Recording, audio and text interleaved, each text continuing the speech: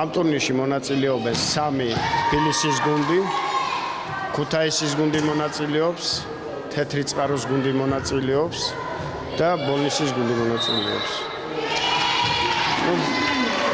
4 დღიანია, აქ მონაწილეობას იღებენ პატარებიც, პატარებში ჩატარდა ზუსტად იგივე ტურნირი და პატარებშიც გამარჯვებულები პატარებში უკვე ჩვენებმა გაიმარჯვეს.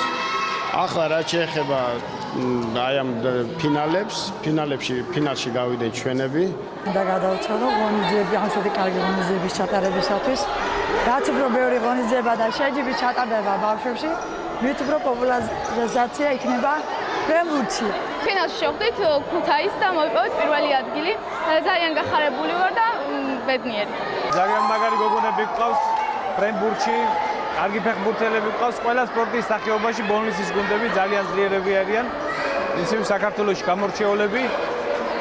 ყველა მაგარი გოგონა, განსაკუთრებით მე-9 და მე-10 ნომრებს გამოარჩევდი, ძალიან მაგრები არიან და უსურვებ წარმატებებს და ულოცავ თელ ბოლნის ამ გოგონების წარმატებას.